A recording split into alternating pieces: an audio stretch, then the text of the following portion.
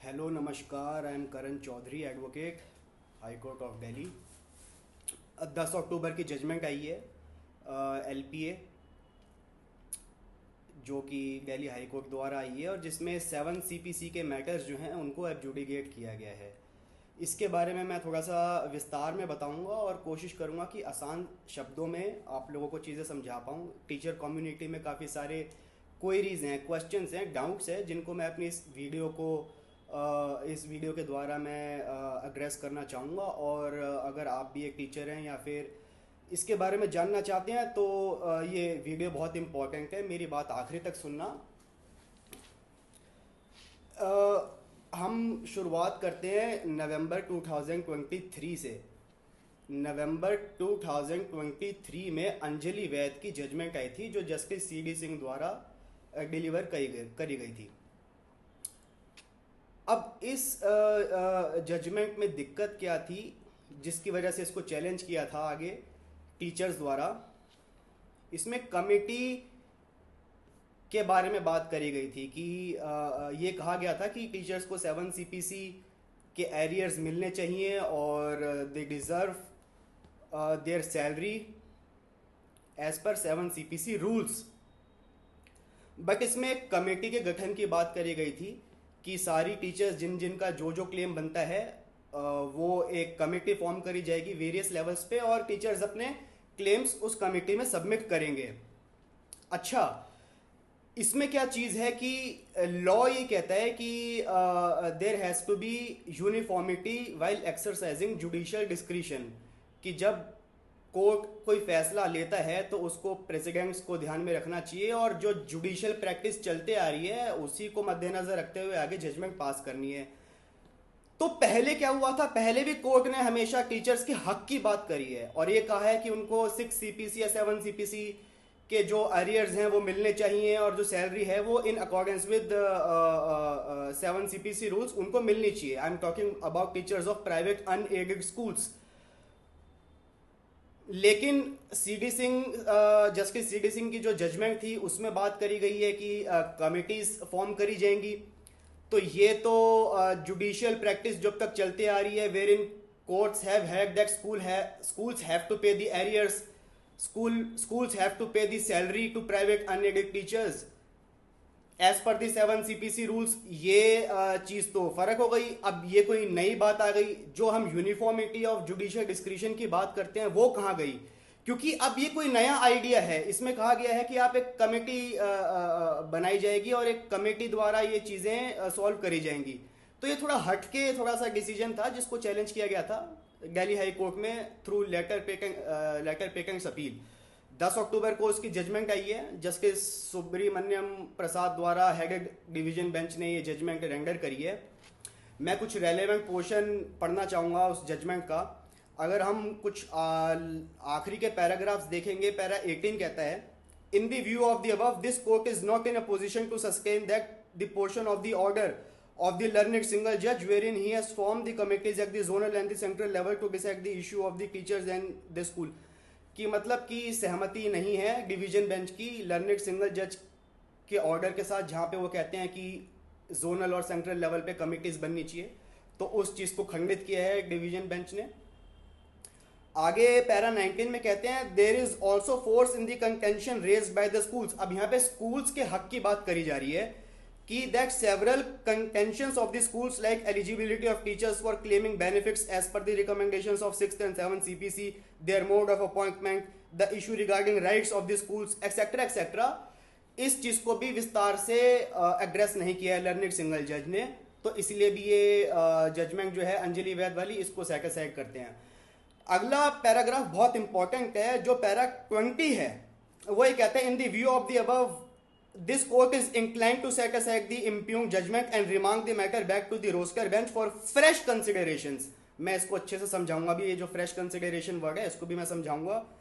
It is made clear that this court has not made any observations on the merits of the case and all the rights and contentions of the parties मतलब दोनों parties, teachers as well as schools, rights and contentions of the parties are left open to be adjudicated by the learned single judge। तो भाई क्या क्या चीज़ें यहाँ से निकल करके आती हैं कि क्या टीचर्स एलिजिबल हैं, क्या उनको 7 CPC या 6 CPC के रूल्स के हिसाब से सैलरी मिलनी चाहिए या नहीं मिलनी चाहिए। लॉ ये कहता है कि उनको मिलनी चाहिए। जो भी टीचर्स हैं प्राइवेट अनएडेड स्कूल से, उनको सैलरी एज पर 6 या 7 CPC मिलेगी। ये सेटल्ड लॉ है, इस पर कोई डिस्प्यूट नहीं है। ये लाइन बहुत ज़्यादा इंपॉर्टेंट है जो कि पैरा 20 में लिखी है कि it is made clear that this court has not made any observations on the merits of the case. तो इसका मतलब ये है कि मेरिट्स पे कोई बात नहीं हुई है, मेरिट्स पे डिसीजन नहीं आया है। टीचर्स के क्लेम्स अब सेपरेटली एडजुडिकेट किए जाएंगे। जो रोस्टर जज हैं, जो सर्विस मैटर्स देख रहे हैं, सिंगल जज, उनके आगे फिर से ये मैटर्स जाएंगे। जो वर्ड यूज किया है फ्रेश कंसिडरेशंस, इसका क्या मतलब है भाई? रिट पिटीशन डालने की दोबारा जरूरत है या नहीं? रिट पिटीशन दोबारा से नहीं डलेगी। जो पहले से रिट पिटीशंस डली हुई हैं वही रिट पिटीशंस लर्नेड सिंगल जज के आगे प्लेस करी जाएंगी और सेपरेटली इंडिविजुअल बेसिस पे केसेस देखे जाएंगे और एडजुडिकेट किए जाएंगे। जजमेंट में साफ साफ लिखा है, जो ये डिवीजन बेंच की जजमेंट आई है कि we have not made any observations regarding the merits of the case.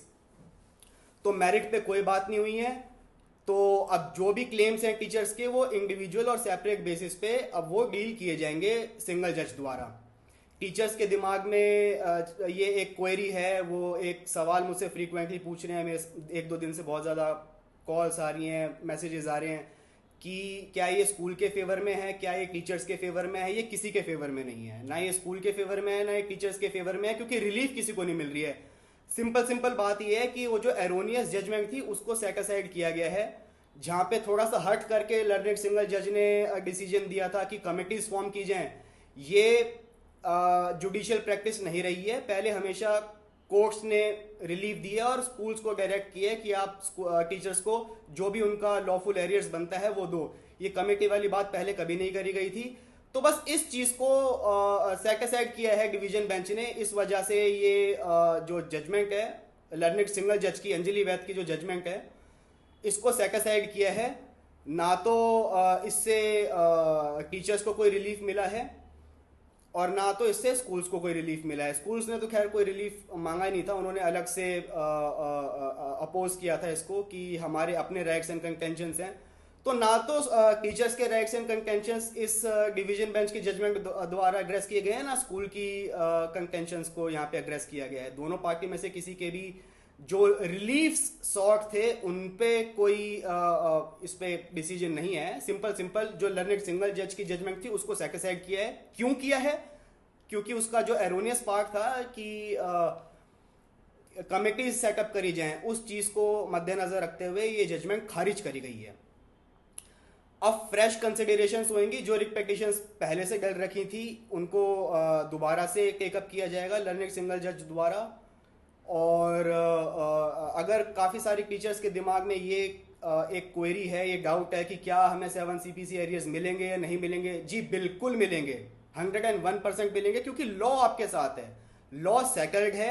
बहुत सारी जजमेंट्स हैं, बाइंडिंग जजमेंट्स हैं by learned coordinate, by learned single judges, by honorable division benches of High Court of Delhi, जो support करती हैं teachers के cause को कि उनको 7 CPC मिलना चाहिए। तो 7 CPC या 6 CPC के हिसाब से सैलरी मिलनी चाहिए या एरियर्स मिलने चाहिए, हाँ या ना? हाँ, बिल्कुल मिलने चाहिए और बिल्कुल मिलेंगे। अच्छा, कई लोगों ने अभी तक केस नहीं डाला है, तो उनको अगर रिलीफ चाहिए तो वो ऑटोमेटिकली नहीं मिलेगी। विजिलेंटिबस नॉन गवर्नमेंटिबस जुरा सबवीनियंट, the law favours the one who are vigilant. तो आपको कोर्ट में आना पड़ेगा, केस करना पड़ेगा, रिट पिटीशन डालनी पड़ेगी, तब आपको जो भी रिलीफ है वो मिलेगा। अदरवाइज आपको रिलीफ कैसे मिल जाएगा? वो नहीं मिल सकता। तो लॉ बहुत क्लियर है कि टीचर्स को सैलरी जो मिलेगी वो section 10 Delhi school education act के हिसाब से मिलेगी, जो ये कहती है कि 7 CPC 2016 से इंप्लीमेंट हुआ है गवर्नमेंट स्कूल्स में दिल्ली के। तो वो टीचर्स प्राइवेट अनएडेड स्कूल के टीचर्स को भी मिलनी चाहिए, तो वो बिल्कुल मिलके रहेगी। उसके लिए आपको दिल्ली हाई कोर्ट में रिट पिटीशन डालनी पड़ेगी।